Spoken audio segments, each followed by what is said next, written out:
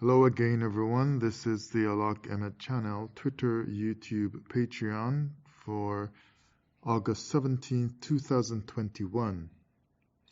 My lesson today is titled The Valley of the Shadow. I'm reading here from Psalm 23, a psalm of David. The Lord is my shepherd. I shall not want. It seems a bit daring to say that these days. See, now with all this craziness going on across the world, all the shutdowns, the lockdowns, people losing their jobs, some being homeless, wondering how you're going to pay your bills and food and so on. The person who read this for much of life, Psalm 23 verse 1, wants to run to the same Psalm 23 verse 1, but it does not easily comfort anymore because we never understood it. We read this from I was a child in church in Jamaica, and we used to read it a lot. You know, Psalm 23, it's a well-known chapter. And a lot of people know it, but the problem is that we know it in terms of church, and nowadays we know it in terms of Hebrew camp, if you're in a camp. But the proof that you are scared and worried right now beyond control of your emotions and your fear and so on. The proof in that shows that you never understood it in church or camp all these years. I guarantee you, if you are in a Hebrew camp, most of you will not feel comfortable right now if you are cut off from the camp, because you need what the camp teachers are saying. If you haven't gone to church for a while and you're a Christian, now you wish you could go because you need what the church will give, the support they will give, the emotional and the mental support to get you through this time. And I'm not knocking everybody, because a lot of people are worried, we're concerned about this stuff, while those with a lot of money, they take it different. They're still concerned, yeah, but their real grip hasn't come as yet. Because they got so much money, they're more all right. But if you are so worried that you can say to yourself what you will not easily say to someone else, that this verse does not mean to me what it did all the years gone, that means it never meant anything much to you all the years gone by. Hello. See, if it meant something in Hebrew camp when you joined a camp, or if it meant something for years when you were in the Christian church, now when you need it, it would still mean something. All it is to you now is just a memory of the good times we had in Hebrew Israelite camp or in Christian church when we read Psalm 23 and our pastor was leading the reading, or the elder or somebody like that. It was just a good memory all along, and you enjoyed reciting it because you knew it so well. And you were just saying it in chorus with everyone else in the congregation. The Lord is my shepherd, I shall not want. But now you are wanting job, wanting work, wanting food, wanting your mortgage or rent payment, wanting money to fix your car or make your car payments. But the psalmist here is saying that because the Lord is his shepherd, I shall not want. Just be honest with yourself, because you can get something out of this. I can't solve all your problems for you. I can't even solve all my problems. That's why I only attempt to solve some on a day-by-day basis, because that's what I can do. Today is given to me.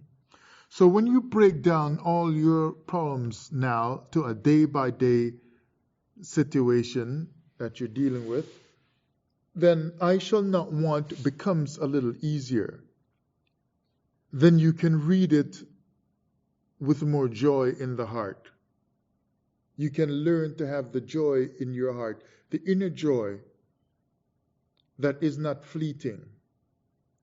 Because with what the world is facing, especially for us who are connected to slavery, 400-year slavery, although some say it's not 400 years, we are more challenged financially, a lot of us. So it's rough. But if you take your focus for a moment off the years ahead, that the damage from all these lockdowns and virus and so on will bring into your life, then you can say to yourself, as you recite the verse, I shall not want, because the Lord is my shepherd, I shall not want, with more certainty, with more understanding, and with more agreement in your heart. Because you don't know how to break down things to a day by day. When the sun comes up today and tomorrow and the next day, I can only handle within that day what can fit into that day. No wonder I think it was Jesus who said, sufficient to the day is the evil thereof. So just what is contained in a day. Now, I don't eat meat anymore, not for the past few years now, thankfully. But I remember he's dead now, I think he was from Youngstown, Ohio, Bishop Norman L. Wagner. When I was younger, I used to listen to him. And I remember one time he was saying, you're praying for a whole pig. And you're getting so worried because God is not answering your prayer. You just keep getting a little bacon strip here and there. And so you feel God's not answering your prayers. But then he's saying, why are you so worried?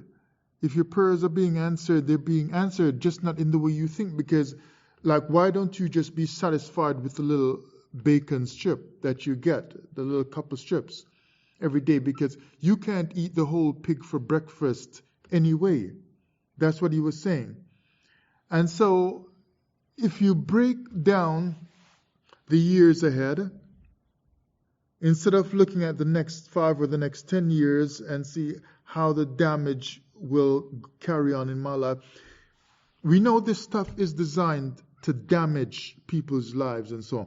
But instead of looking at it whole like that, why not just be aware of it, yes, but more focus on what you're dealing with right now, right away. Then you would understand that I shall not want is powerful in itself.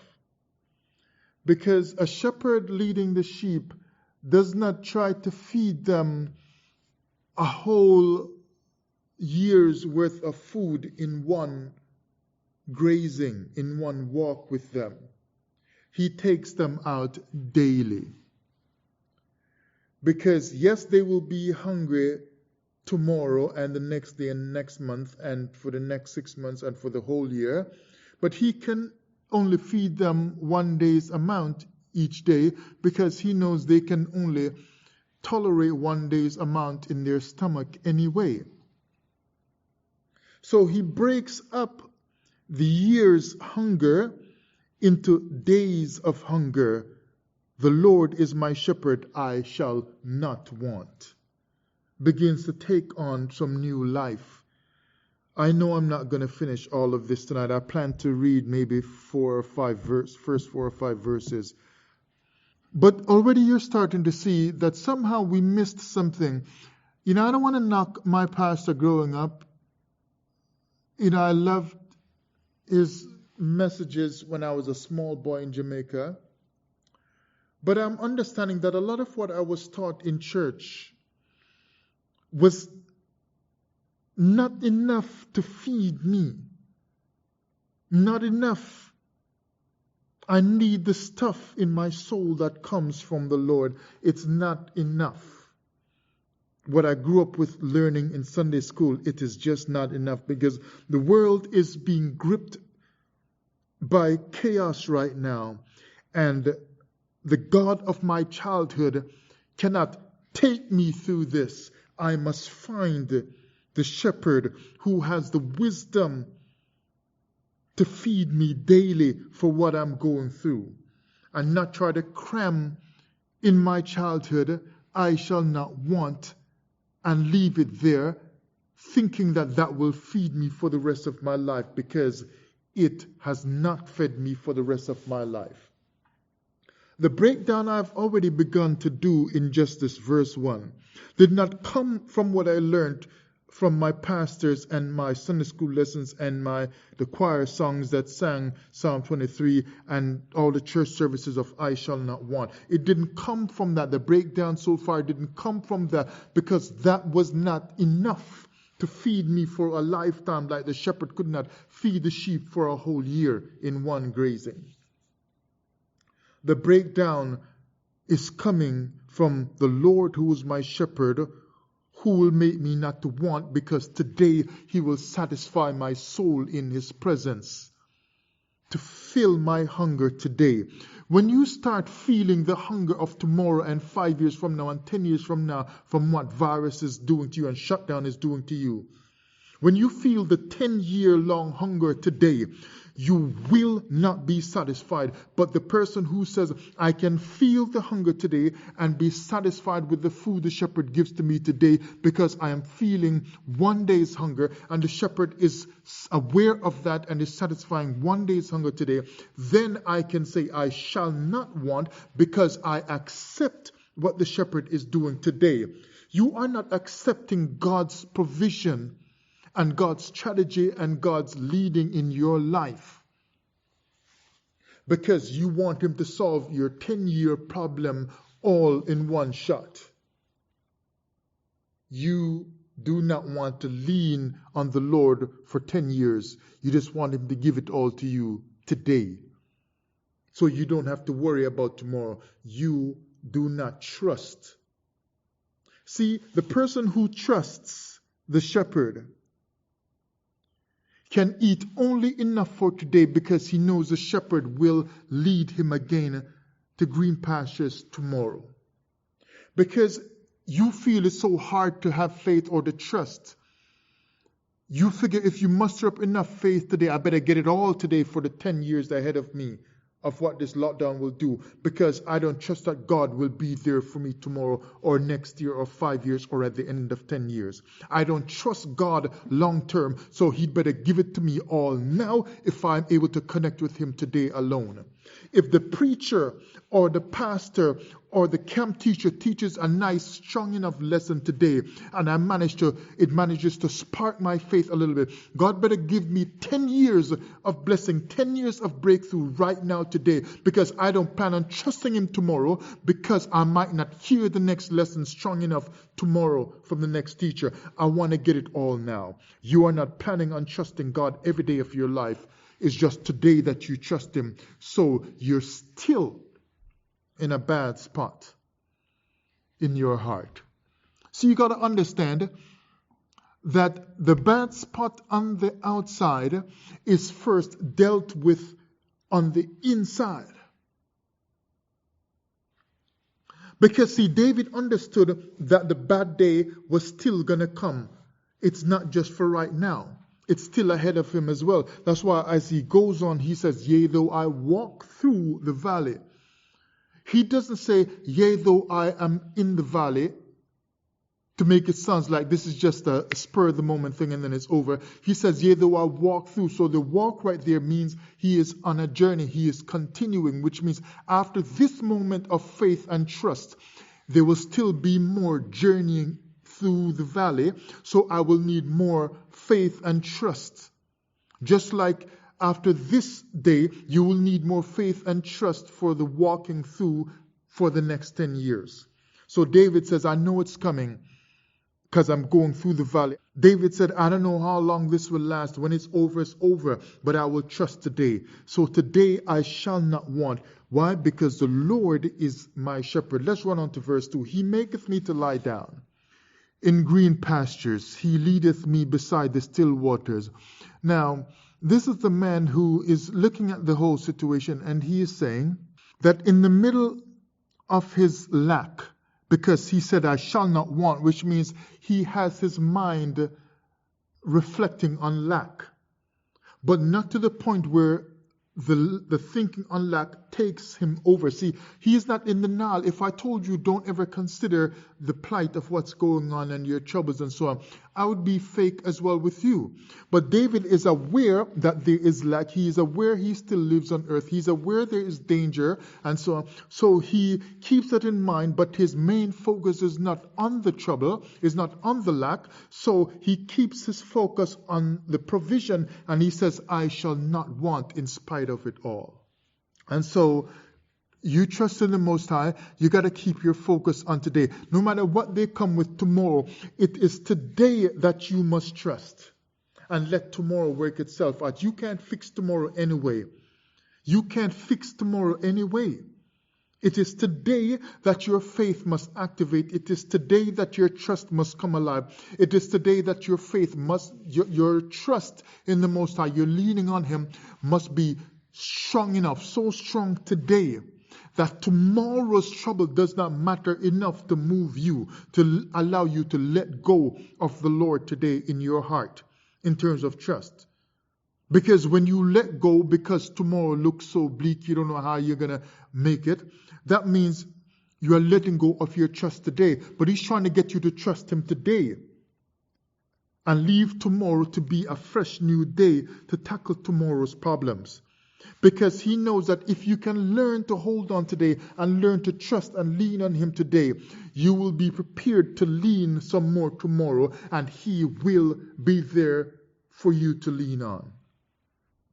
But you may not find Him to lean on tomorrow, because if you close your eyes and don't look at the light of His word today, because you are gripped by the fear of tomorrow, then He will escape you and you will have trouble finding Him tomorrow. You must look at the light of His presence today to light the darkness so that you can approach today. When there is night, you are seeing the light of the moon, which means in the darkness of what is called night, you must still see light. That's why stars and moon is set up in the sky. Also, when it is still dark and the day is about to break, it's morning time, you will soon get up to face the day. Other light comes in so that you begin to see before you even see sun. And it's been night for the past few hours when you were sleeping, but you get up and you can see light even though it is still dark and it is still night. And you don't quite get up yet because it is still night time. But the longer it goes on, it becomes morning and the light takes over. But the important thing is that while it is still night and you will not yet get up, you can begin to see light in night. You must see the light in the darkness, no matter what is going on earth or in your life. That's why in the middle of what he could want, so that he says, I shall not want, in the darkness of all of that, he can still say, look, He makes me to lie down. See, the moment he gets to leaning and not giving up his leaning on the Lord, then he can move on to saying, I shall not want, so he can take another step. Once he is at I shall not want, he can move on and take another step because he's not covered over by the darkness of his problems. So he can take another step and say, He maketh me to lie down. Because the Lord is my shepherd leads one to the step of I shall not want. And that step leads one to He maketh me to lie down. Leaning on the shepherd leads to not wanting. And understanding that one does not have to want or be in lack leads one to lie down. Because if you are not lacking, you're not going to get up and be frantic trying to fix everything in the world or everything in your life. You can lie down, because what do people who have it all together do? They can take a break, they can take a rest and lie down. You see, these people who wrote this stuff, they were a different caliber of people in the spirit. They were not like us, because we have been broken down and destroyed, but it's still in us though. It's us who have to learn to bring it out, and the enemy does not want us to bring it out. That's why they keep up maximum pressure all the time, and they never let up. And they can't bear the pressure that we can bear. That's why we're still here, so strong with our word, because we know the real world is the world that's on the inside. The real strength is the strength that's on the inside, when you got nothing else to depend on in this life, but a strength can come from the inside where it resides, and you can walk through the darkest of nights based on what is on the inside until things change on the outside. So he was with the shepherd that he trusts, so now he cannot want, and because he is not wanting, then he can lie down. And because he feels he can lie down, because he feels that within his heart, then he can then go on to, in the picture now in his mind, make it to be green pasture. So he paints the lush green pastures of the picture. You see, this is the meditation that I mentioned in the last lesson, or previous lesson. This is all going on in the mind of David here in his prayer. He's meditating. He is meditating. So he can create what he wants. He creates the not wanting from the shepherd that he thought of in his mind at first. And then that led him to say, well, if the shepherd is here, I'm comfortable, I don't have anything to worry about, I'm going to lie down. Then he creates in his mind now, in what's going on inside of him, the luscious place to lie down. Why is he going to lie down on some rocks? This is something he's creating so that the reality of it can come into his life, can move into his life. He's not worried about when it will move into his life. He's only concerned with creating it in his mind at this moment. That's why the people in the Bible won. Because they created the stuff. Even when the bad stuff was going on around them, they created it in their mind. It's meditation. I'm telling you, this is where it's at. I've had to figure this out through my own studies and considering the word around me myself. I've had to figure this out myself. I don't have anyone around me teaching me. I just listen and read, and I take the time to think of all that's going on earth. And I've come to the understanding the Bible, among many other things, is a book of meditation. It is about you. It is about the mind and the body. That's what the book is about. So they give you a lot of mental pictures, and they give you a lot of stories. That, like I said, the prophecy of Moses coming out of Egypt was not history, it is prophecy. So they give you a story and a picture of coming out of Egypt, what it looked like in their mind when they wrote it, so that you can create the coming out and know that you are coming out, because you got to see it and keep it in your mind and testify of it that, yeah, after 400 years we're coming out. And because you can hear people arguing over 400 years or not or whatever, it's still so deep in your soul that you're coming out that eventually you get to understand this is just a story. 400 years don't mean anything much if you don't understand it as a story. It is a story that is meant to create a reality inside of you, to let you know when the time comes, you're coming out. And the story is also meant to keep us unified. So he creates the green pastures, which is what you should be creating in your mind. No matter how bad it is today.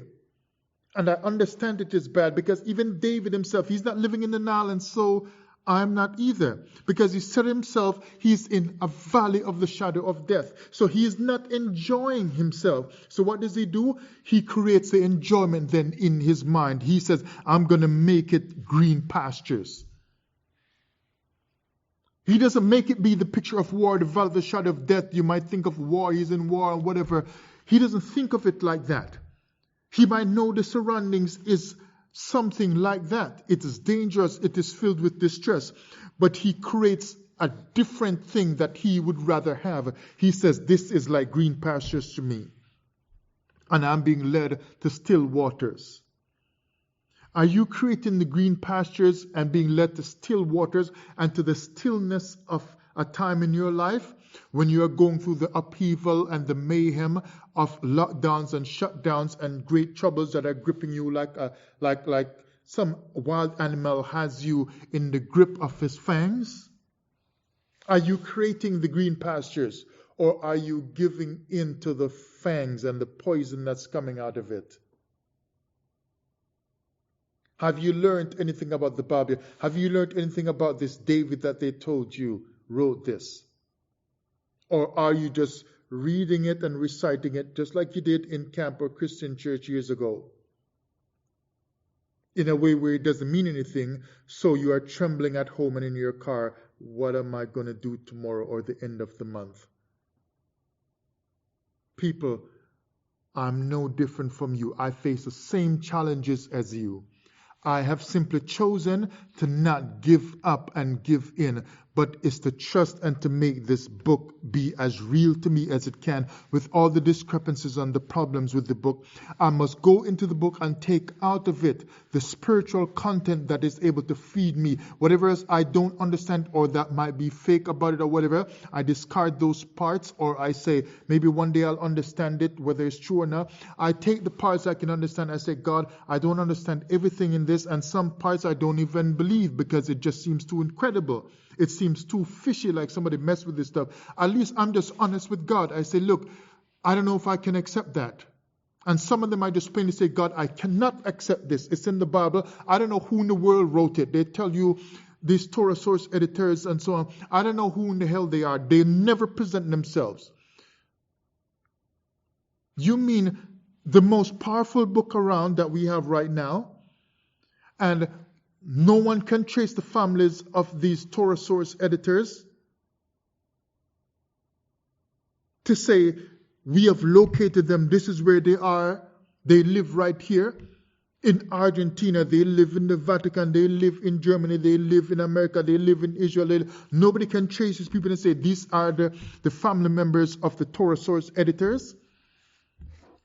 So as long as someone cannot trace that for me and tell me these, they're finding artifacts of this, that, and whatever that they claim is the people who lived in the Bible, and they claim is the king of this, and this is where Jeremiah was, and Jonah is buried here, this is Jonah's, this is this one's tomb and disciples' grave and whatever, and the aqueducts of this one and that king, and they find every other striking thing on the earth from the Bible that they claim. Every now and then they bring out one to prove to you that the Bible is true, they say. But they cannot find the direct lineage of anybody, including Jesus Christ, his great, multiple great grandchildren who are living right now. So anybody can go and interview them and talk to them. How do you feel that Jesus was your great relative? It's the same with the Torah source editors. They cannot trace it to say this is where they live, so that anyone can question these people and ask them. So then it leaves me to saying the book must have really been stolen from African spiritual systems and created and put together like this. If this is just purely a Hebrew writing, a Hebrew people that originated from God, from Mount Sinai, how come nobody can trace anybody? But it seems we can trace back the different writers and scribes and so on of the Egyptian writings and the African writings and teachings and so on. We can trace those back and tell who did what and who wrote what, when they wrote it and so on. But we can't trace these Torah source editors. So all I do is, I just say, God, this is the book that is popularized right now in this evil kingdom. Whatever is good out of it, I'll just take it. The rest, you can work it out later when you get around to it. Right now, I only got faith and trust in this, that, and the other. That's how I handle it. And so far, I find that I'm growing by approaching it like that. So I'm just offering you what I can offer you. You take from even my words what you are able to. You discard the rest. But at least try to get some growth in your life. because we're all going through the same things.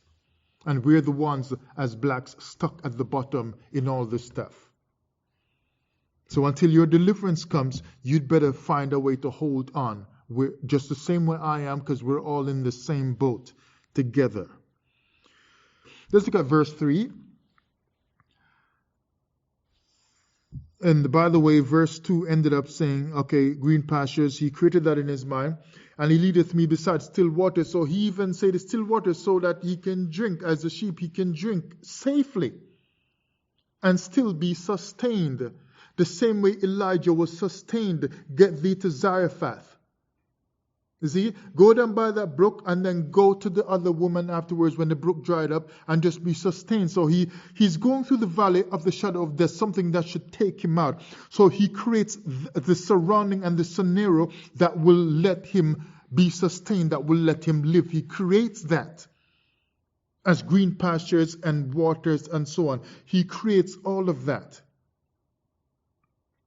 Oh man, you see, even the leadeth, man, I can't fit that in now, but I just saw something just really awesome. You see, I mean, I gotta come back to this sometime, but let me, you guys, look, try to read the Bible for yourself.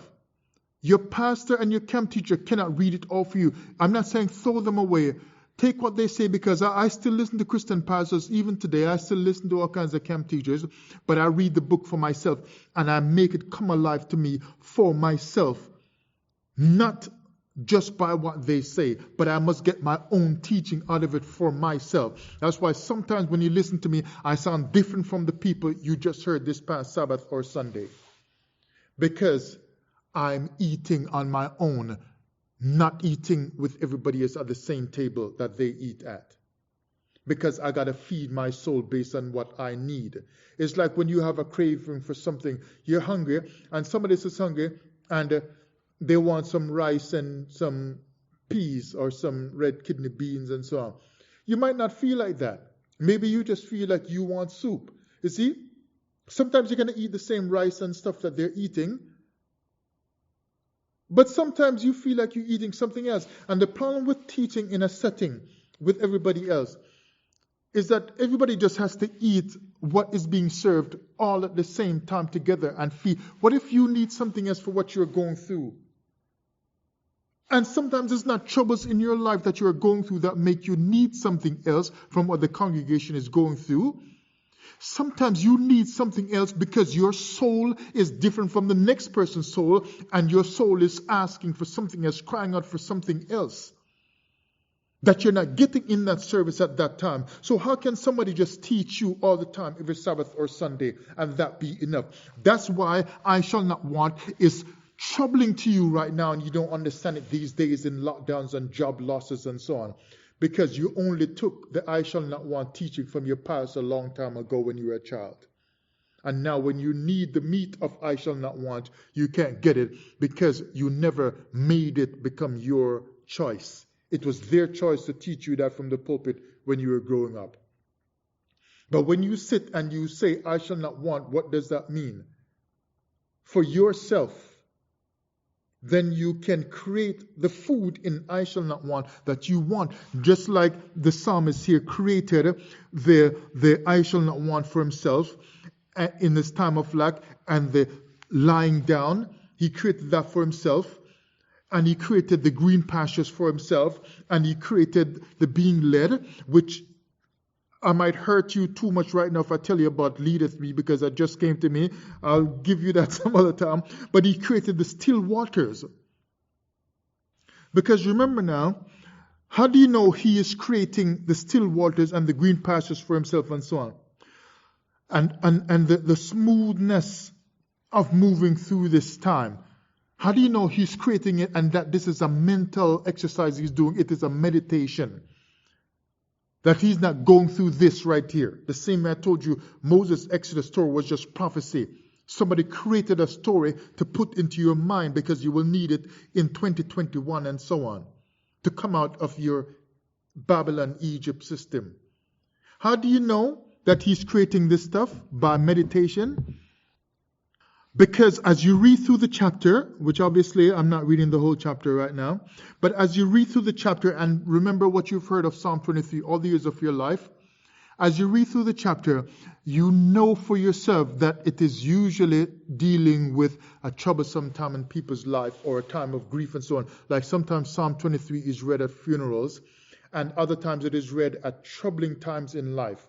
So Psalm 23 is used like that because they're getting the sense of trouble when they're using Psalm 23 throughout this life, when people are using it.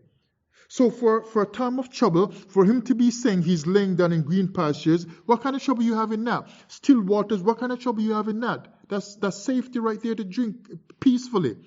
That means in a time of trouble that he's facing, he creates the reality that he wants, but he creates it in his mind, hoping to walk into the reality of it. But he has to first create it in his mind. The religiosity of our Bible teaching has robbed our listeners of the spiritual content so that when they come to times in their lives when they need it, they do not have it and they keep needing you, the teacher and the pastor. We have robbed our listeners. We have shortchanged our followers. Why should followers be hooked to me as a teacher?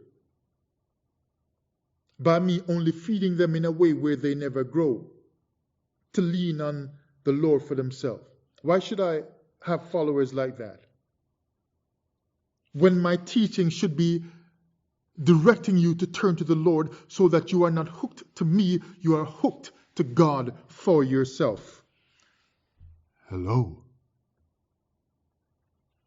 Because my job as a good teacher, to reflect the good shepherd, my job as a good teacher is to direct you to the Most High so that He becomes the one you lean on. You're not leaning on me. That's a real teacher. Because that teacher is not skilled with the knowledge of manipulation. Because he does not have that in his heart. He does not care about that. He wants you to have knowledge for yourself the same way he has found it. And you only get knowledge from the Most High. So he directs you to the Most High. He causes you to turn to the Most High. Because he is a true teacher. He cares about you. That's why in the book of Ecclesiastes, maybe chapter 12, I think it says, because the teacher was wise, he still taught the people knowledge. You see, it is wisdom, especially in a time like this of so much trouble, to teach the people knowledge, the knowledge of the Most High, the knowledge of connecting with God for themselves, the knowledge of connecting with the divine for themselves. Because what when they take down my channel, or what if I should just decide I don't want to teach anymore, like you're going to shrivel up and die because you can't hear me next weekend. But if I teach you knowledge that you can take on in your life for yourself and in your heart, your mind, you will grow for yourself. So if you like me and you don't hear me, you'll miss me the same way I miss other people. But I know I don't shrivel up and die because they're not there. Because I got enough inside of me. I just say maybe that teacher will be back next week, or maybe they're busy, maybe work, or whatever. And last week actually ended up quote unquote bad. I put quote unquote because it wasn't really bad, but it just had the potential to feel very bad, very sickening, that I would have hated years ago. But I dealt with a situation in my heart with the I shall not want and lie down. I was laying down in green pastures because I created that for myself, so to speak, green pastures, and drank from still waters. And forgot about it. And the week started off with a bang. You see, if I was worried that I'm going through the valley of the shadow of death and there is no hope, and the Most High is not with me, I would have carried the ending of last week over into this week and still be worrying about how last week ended and be destroying myself. But I was leaning because I understood the scriptures for myself. So the minus it turns into a plus. And when I looked at it, I said, my goodness, this is what I chose not to worry. And God showed me in my own time with him. He said, look again. Can you see the miracle I just worked out and set up? You said yourself, even weeks ago, you did not know how this was going to work out. And years ago, you were so troubled at this. And when it finally came, you could see that I made preparations in your life so that when this moment came, it was a bad situation, but I turned it into good. Can you see? I said, my goodness, yes. The Lord made provision and preparation for me to bring me through. And I'm not worried, even though it's not over. You see that? The Lord said, this is a miracle. And I looked at it and I said, this is a miracle. God did this. I could not have done this on my own. Why could I say that? Because I'm learning to trust. And I rewrite the bad into something good. Like David here was rewriting the valley of the shadow of death into something good. He rewrote it into not wanting and to leaning on shepherd and to lying down in green pastures and being led instead of being deserted. He rewrote all of that into being beside still waters. When will you understand the scriptures for yourself? Go beyond what your teachers teach you and get it for yourself from the Most High. So verse 3, he restoreth my soul, he leadeth me in the paths of righteousness for his name's sake. I'm going to rush through verse 3 and 4. He restoreth my soul. So because he meditated and created in his mind the stillness of the waters and the rest that I just read, then his soul got restored. Because when you keep the bad stuff festering and you don't rewrite it and change it into something else in your mind first, your soul does not become restored. Your strength becomes depleted and in need of replenishing that never happens, and you get dehydrated in your soul and so on, instead of the still waters to drink from. But he restoreth my soul, leads me in the paths of righteousness for his name's sake. So if he's going through valley of shadow of death, that's coming up here as I'm going to read in verse 4, how can he say the paths of righteousness? It is because you must understand that the path of righteousness leads one through the valley of the shadow of death sometimes. So you see, the preparation of the green pastures and the leaning and the being led and the still waters and so on, that's all preparation, because the path of righteousness will lead through the valley of the shadow, just like Israel kept going through the bad stuff in the scriptures. Sometimes the righteousness was there, but they were still led through troubling times where they had to have some faith, some trust. So he goes on now saying it is for his name's sake. So God is doing this. He's leading me through the paths of righteousness. He restores my soul and so on.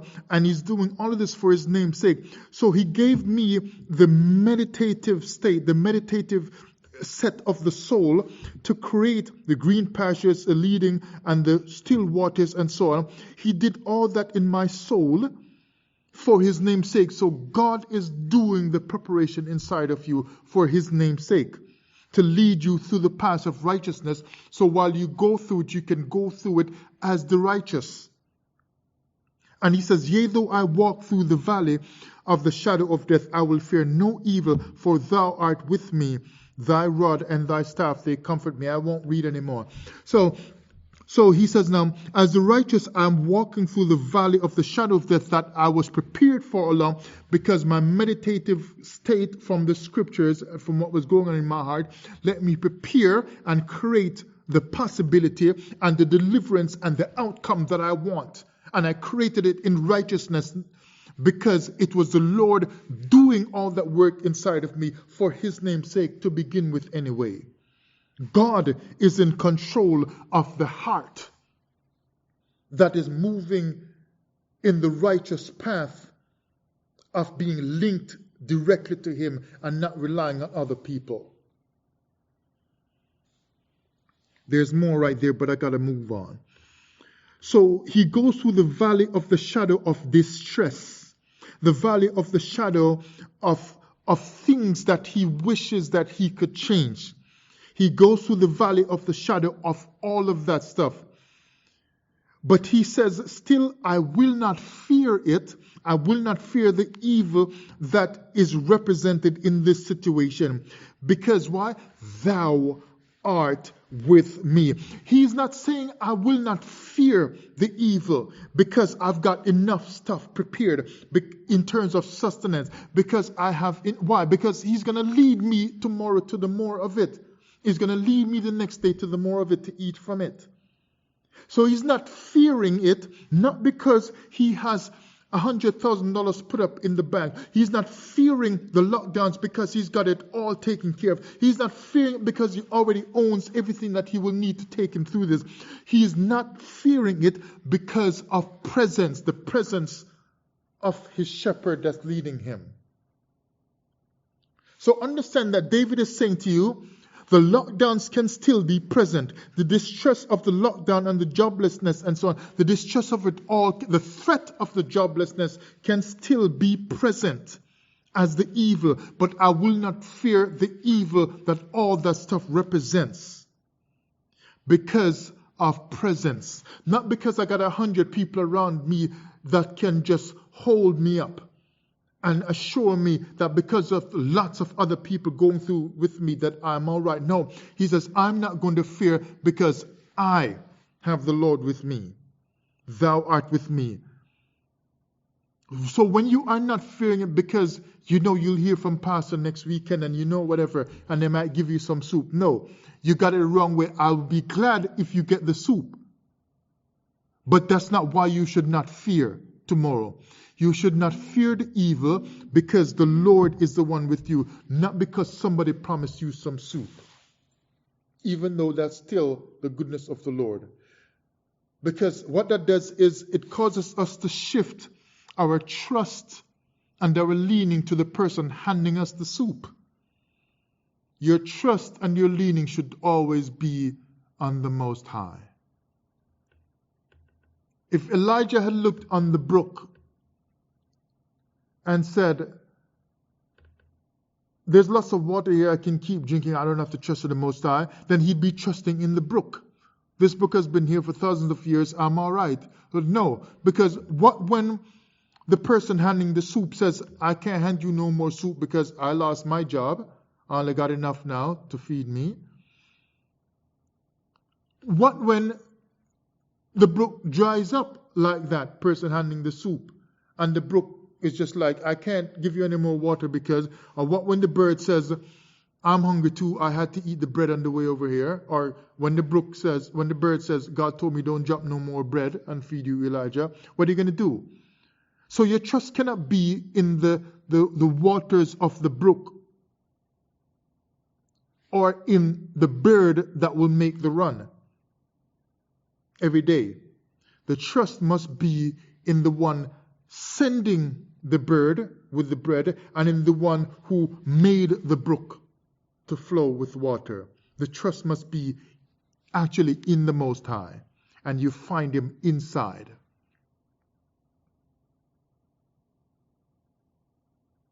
He's not even in the pages of the book, because I've told you many times, before anyone wrote a book on earth and before writing was invented, people had to trust in the Creator in ancient times. Even before there was anything known in the Bible as a Hebrew Israelite.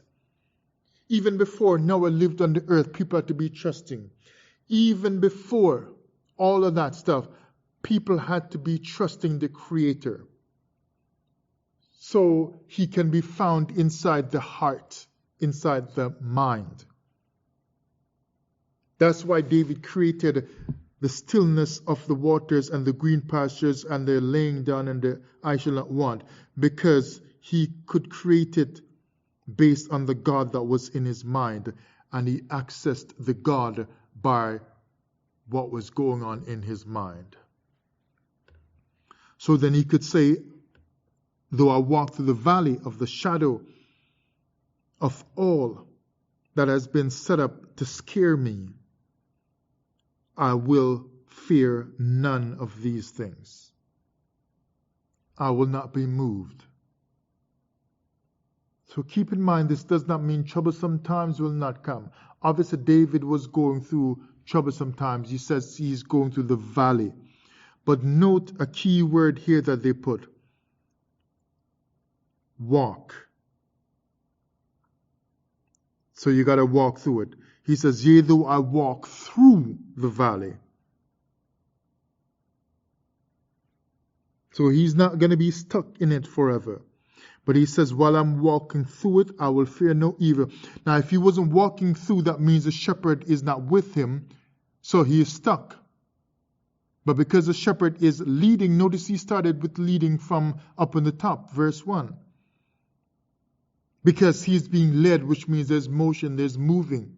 You're following somebody and you keep going run in your house for all these years, or in your congregation for all these years. You can't go in your physical, natural life.